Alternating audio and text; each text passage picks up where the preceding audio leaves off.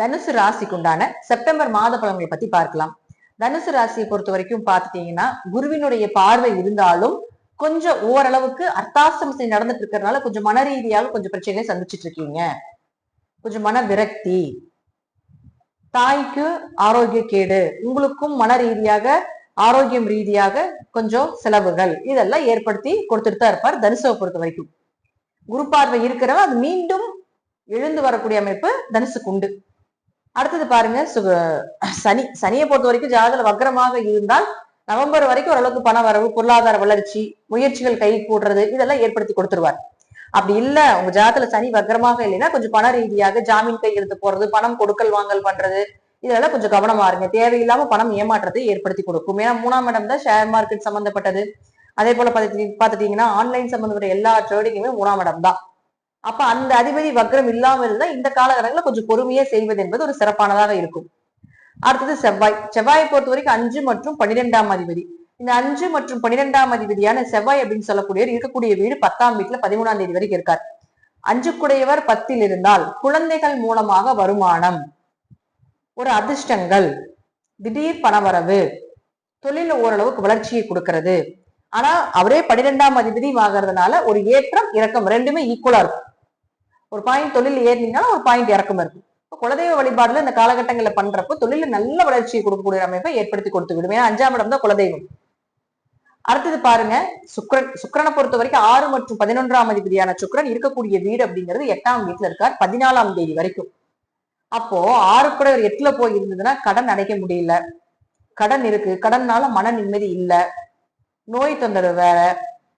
அதே போல பாருங்க 4ஆம் அதிபதினு சொல்லக்கூடிய குரு அப்படின்னு சொல்லக்கூடியவர் போய் 7ல பாதத்துல இருந்தாலும் மன ரீதியான தொந்தரவு வேற.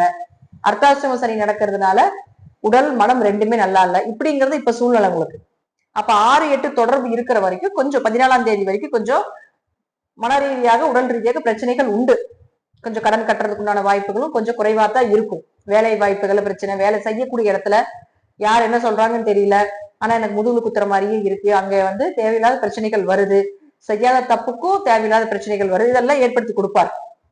அடுத்தது பாருங்க, உங்களுக்கு அதே சுக்கிரன் 14ஆம் தேதிக்கு மேல பாத்தீங்கன்னா ராசிக்கு 9ஆம் வீட்டுக்கு வந்துடுறார் கேதுவோட. அப்ப சுக்கிரன் கேது சேர்க்கை ஏற்படும். அப்ப சுக்கிரன் கேது சேர்க்கை யாருடைய ஜாதகத்துல இருந்தா அது பெண் சாபம். அப்ப பெண் சாபமாக இருந்தால் கொஞ்சம் கவனமா இருந்துக்கோங்க. வேலை செய்யக்கூடிய இடத்துல ஆண்களாக இருந்தால் பெண்கள் கிட்டையும், பெண்களாக இருந்தால் ஆண்கள் கிட்டையும் கொஞ்சம் கவனமாக இருந்து கொள்வது என்பது ஒரு சிறப்பான விஷயமாக இருக்கும். அடுத்தது புதனை பொறுத்த வரைக்கும் பாத்துட்டீங்கன்னா உங்களுடைய ராசிக்கு 7 மற்றும் 10ஆம் அதிபதியான புதன் அவரும் 15ஆம் தேதி வரை கேதுவோட தான் இருக்காரு.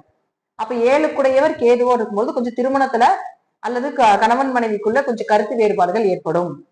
திருமண வரன்கள் கொஞ்சம் தட்டி போகும். திருமணம் சார்ந்த விஷயங்கள் கொஞ்சம் எதிர்பார்த்த வரன் கிடைக்காம போறது இதெல்லாம் ஏற்படுத்தி கொடுத்து விடுவார். அப்ப புதன் கேது உங்க ஜாதகத்துல இருக்குன்னா குறி சொல்றது, சாமி ஆடுறது, இந்த சித்த மருத்துவம், கை மருத்துவம் இதெல்லாம் புதன் கேது தான். அதெல்லாம் உங்க குடும்பத்துல இருப்பாங்க. அப்ப இயற்கை அந்த புதன் கேது சேர்க்கை உங்க ஜாதகத்துல இருக்கு அப்படின்னாலும் இந்த காலகட்டங்களை கொஞ்சம் கவனமா இருந்துக்கோங்க. அதுவும் பாத்தீங்கன்னா ஒரு 10ஆம் அதிபதியே ஆகிறதுனாலயும் கொஞ்சம் தொழில் ரீதியாக பெரிய இன்வெஸ்ட்மெண்ட் பண்ணாம இருக்கிறது நல்லது. ஆனா இந்த புதன் 15ஆம் தேதிக்கு மேல 10ஆம் வீட்டுக்கு வந்துருவார். அப்ப கேது தாக்க குறைஞ்சிடும்.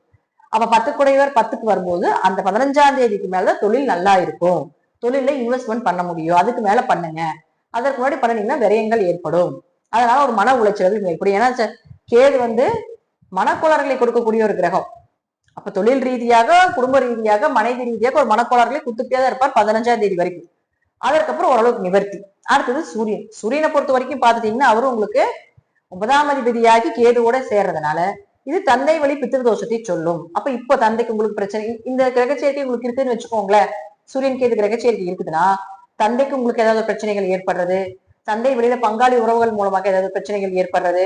சூரியன் கேது சேர்க்கை எப்படி இருந்தாலும் பாத்துட்டீங்கன்னா பரம்பரை சார்ந்த தோஷங்களை சொல்லக்கூடிய ஒரு அமைப்பு. அப்ப இந்த காலகட்டங்கள்ல எல்லாம் நீங்க திதி கொடுப்பது, குலதெய்வ கோயிலுக்கு போயிட்டு வர்றது இதெல்லாம் உங்களுக்கு சிறப்பை ஏற்படுத்தி கொடுக்கும். அப்ப அந்த சூரியன் அடுத்தது அவர் 10ஆம் வீட்டுக்கு வந்துடுவார். அப்போ 9, 10 ஏற்பட்டா தர்ம கர்மாதிபதி யோகம் ஏற்படும். அப்ப தர்ம கர்மாதிபதி யோகம் ஏற்படக்கூடிய இந்த காலகட்டங்கள்ல கண்டிப்பா உங்களுக்கு நினைச்சது நடக்கும். தொழில் வளர்ச்சி உண்டு, பெயர் புகழ் கிடைக்கும், அதுல மாற்றம் இல்லை. சோ தனுசுவை பொறுத்த வரைக்கும் 15ஆம் தேதிக்கு வரைக்கும் பொறுமையா இருங்க. 15ஆம் தேதிக்கு மேலதான் எல்லா விஷயமும் நடக்கும். இது தனுசு ராசி, தனுசு லக்னம் இரண்டுக்குமே இணைவாக இருக்கக்கூடிய ஒரு பலன் தான்.